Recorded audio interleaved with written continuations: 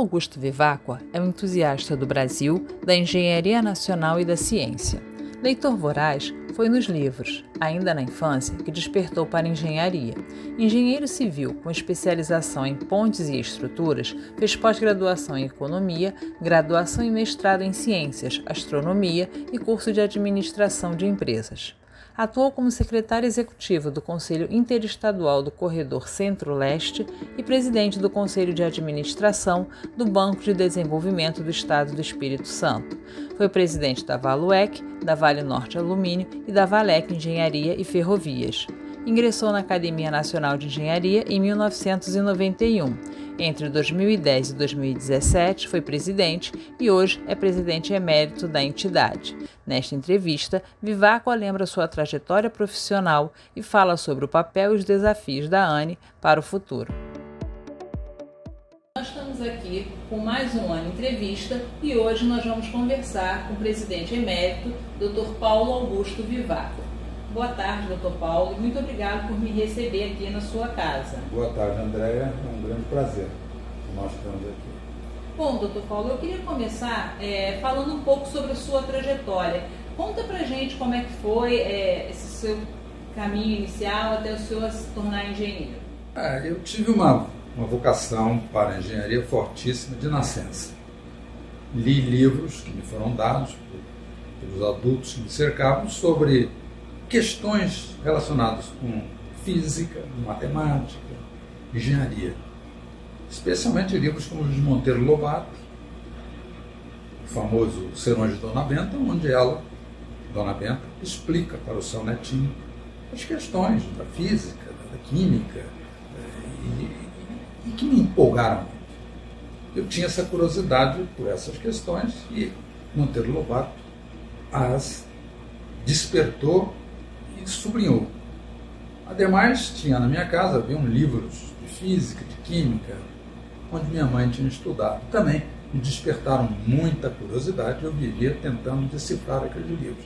Apareceram também os livros de Jules Verne, francês, que também ele exaltava engenheiros, astrônomos, geólogos, nas suas diferentes publicações. E também estimularam muito a minha curiosidade e o meu interesse pela engenharia. Então eu já era um pequeno engenheiro ou físico, eu vivia mexendo com ferramentas, consertando carros, fazendo as instalações elétricas da casa. Tinha então essa vocação. Continuei aí então brincando de engenheiro e acabei engenheiro.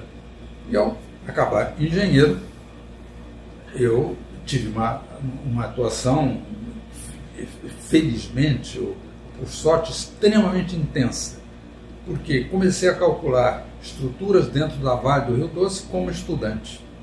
Precisavam de calculistas lá e, enfim, me vi lá dentro calculando estruturas. Me formei e já fui encaminhando-me para a construção do grande porto inicial dela, o Porto de Tubarão. Mais tarde, um pouco mais, fui incumbido de projetar a sua expansão para grandes e mega navios. O fiz, inclusive, o Porto de Tubarão, no Espírito Santo, e depois, logo em seguida, Porto de Ponta da Madeira, do projeto Carajás, projeto que eu dirigi integralmente, do porto à mina, de forma completa, ferrovia, mina, cidade nas serras, de apoio às operações, e elaborei ali, aliás, um parênteses, um projeto onde eu via a questão de forma integral. Não era só um projeto na minha mente mineral. Eu via como um projeto de amplo desenvolvimento regional. E a ferrovia, com 800 e poucos quilômetros, seria futuramente eletrificada com energia de Itaipu, de 50 kV. Essa ferrovia serviria para transportar minério, mas também outros produtos. Neste sentido, imaginei reservar uma faixa ao longo da ferrovia de 50 quilômetros de largura e nela planejarmos completamente a faixa em todos os seus sentidos.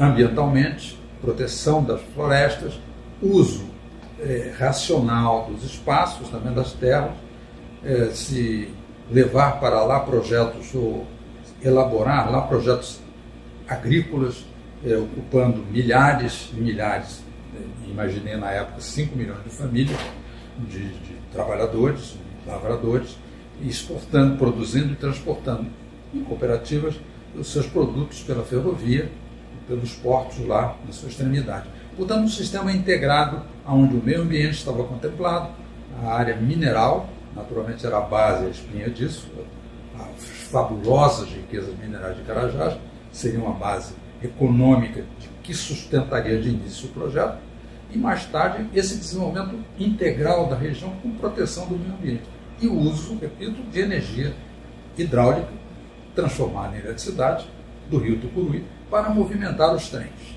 Seria essa a concepção, digamos assim, maior do projeto. Naturalmente isso não foi feito porque concepções errôneas ideológicas imaginavam que isso seria um projeto socialista, e isso matou esse projeto, que seria absolutamente necessário para o Brasil. Não foi feito assim, e hoje temos lá um projeto mineral, inclusive, e eu lamento muito, vendido para o exterior. Falou aí sobre a literatura infantil, que contribuiu muito para a sua formação, mas citou alguns autores que hoje são muito questionados, né, por conta de uma vertente racista. Como o senhor avalia essa questão hoje? É o contexto. Na época, os livros eram escritos por brancos europeus ou descendentes diretos. E a Europa e os Estados Unidos, depois, são países fundamentalmente racistas. E esse racismo emerge nas obras escritas por todos esses autores de origem europeia próxima. E é preciso hoje lê-los tendo isso em mente e separar o joio do trigo. Eles fizeram contribuições notáveis, como eu citei, mas esse outro lado deve ser criticado, digamos, leitura crítica. Saber que ali tem muita coisa boa e coisas erradas, próprias de uma cultura errada, de uma época de cultura errada nesse sentido. E como é que foi a sua chegada à presidência da academia? Eu projetei as ferrovias Norte-Sul, ferrovia Ferro-Norte, que liga o centro de Brasília até o Acre, e de lá uma ferrovia transpondo os Andes a baixa altura, indo até o Pacífico, e completando, portanto, um corredor bioceânico do norte do Peru, da costa norte do Peru, no Pacífico, até a costa leste do Brasil. Essas concepções estão prontas, estão no papel, não foram realizadas. Especialmente lamento muito que não tenha sido realizado um projeto que liga o Carajás, pela Norte-Sul, até os portos do Nordeste, por dentro. Esse projeto também seria um projeto de desenvolvimento da região. É uma ferrovia paradisíaca, com uma finalidade econômica de unir o centro do Nordeste, com seus potenciais minerais, agrícolas, e trazer os minérios de Carajás, também por esse canal, para a civilização do Nordeste, a civilização costeira. Ali temos milhões de pessoas, universidades, e íamos alimentar aquilo com matérias-primas minerais, agrícolas, processá-las ali e exportá-las. E aproveitar e usar também o território interior do Nordeste para os fins econômicos apropriados. Essa era a ideia, também não foi feita dessa maneira, e todos esses projetos, quando a gente sai, eu fundei a Valec. Isso estava tudo pronto lá dentro, inclusive nesse caso da ferrovia do Nordeste, da qual eu falo, essa ferrovia, eu cheguei a projetá-la no campo. Houve projeto da linha. E tudo isso é perdido, vai embora, a gente sai dos lugares no Brasil a essa maldição. Sai-se de onde se está e os sucessores liquidam com tudo. É o caso aqui. Bom, nesse contexto desses projetos, digamos assim, nacionais, eu fui convidado para ingressar na ANE. Eu fui eleito. Mais tarde eu soube quem me convidou. Isso não deve ser... O candidato não deve conhecer. Mas foi o grande engenheiro Jaime Mazon, que era o maior engenheiro de estruturas pesadas do Brasil na época, um dos maiores, um gênio. Me convidou, fiquei muito honrado e ingressei na academia. O senhor é reconhecido como presidente emérito por dar novos rumos à academia. O que o motivou a dar essa guinada?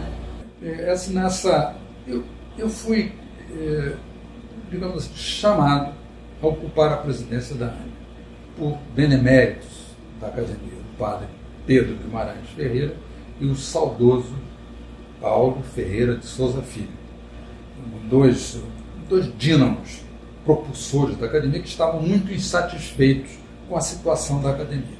Me convidaram e eu fui eleito para propor uma outra academia. E a propus.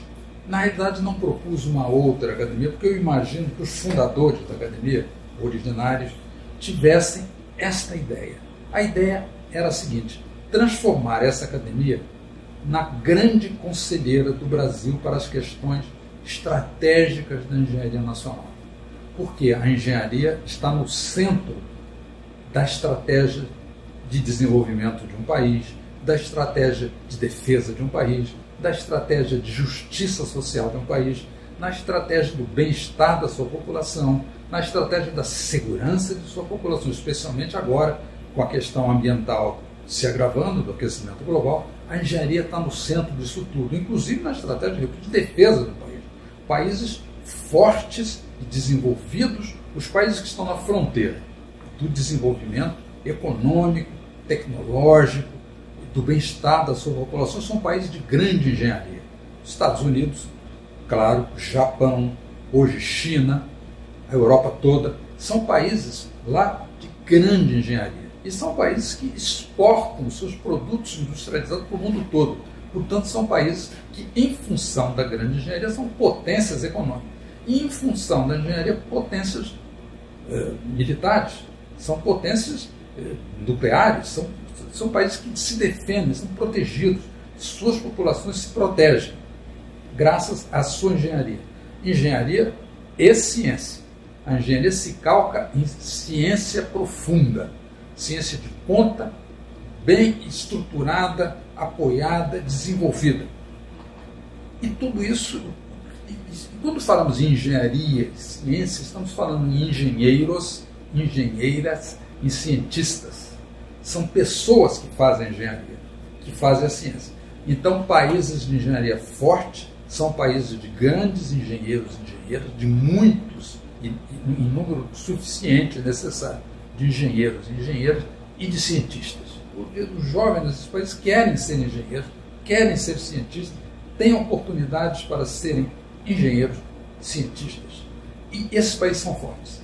A minha ideia era que a Academia Nacional de Engenharia fosse a voz e a promotora realmente eficaz dessas ideias, usando para isso uma massa de personalidades de mais alto gabarito técnico, de dignidade, de integridade e de interesse pelo Brasil. A massa de acadêmicos, cuja entrada na academia tem que ser objeto dos máximos cuidados e tem que ser a mais seletiva possível. A entrada na academia tem que ser isenta de todas essas coisas muito negativas que se vêem tanto na sociedade. Favoritismo, nepotismo, filhotismo, que aí degradam e tiram a razão de ser e a importância de uma academia. Ela tem que ser importante no seu corpo acadêmico para ser importante como entidade. A Academia Nacional de Engenharia é uma entidade nacional com sede aqui no Rio de Janeiro. E ela tem procurado cada vez mais estar presente em todos os estados, né, elegendo membros das várias regiões do país. Qual a importância, né, desse movimento? Essa é a importância absoluta. Desde, também, repito, do primeiro momento em que ocupamos a presidência da ANE, isso foi discutido fortemente, a necessidade de se colocar na academia engenheiros e engenheiras dos 4 quadrantes do Brasil, e que representem os saberes e os problemas que têm que ser resolvidos ou devem nas diferentes regiões do Brasil. Ela é uma academia chamada Academia Nacional de Engenharia. Seria errado continuarmos a privilegiar aqueles que estão em volta da sede dela, que seria aqui o Rio de Janeiro. E para a gente concluir, como o senhor vê o futuro da ANE? Eu vejo o futuro da ANE como uma conselheira estratégica da Presidência da República, da Câmara, do Senado, dos grandes poderes do Brasil. uma conselheira estratégica, uma conselheira que pense e informe e dê ideias sobre as estratégias maiores que a engenharia tem que estruturar para o bem do nosso país, para o progresso do nosso país. A academia tem que estar no centro dessas decisões, como está no centro das decisões estratégicas dos Estados Unidos, do Japão, da China atual, da Índia. Junto dos poderes maiores dessas grandes nações está uma academia de engenharia com seus grandes engenheiros e engenheiras, competentíssimos, patrióticos e íntegros, e que vivam a sua função de engenheiros como uma função essencial para o país onde nós vivemos, para o Brasil. Doutor Paulo, muito obrigada por o senhor ter me recebido aqui na sua casa e, mais uma vez, parabéns por todo esse trabalho que o senhor realizou pela academia.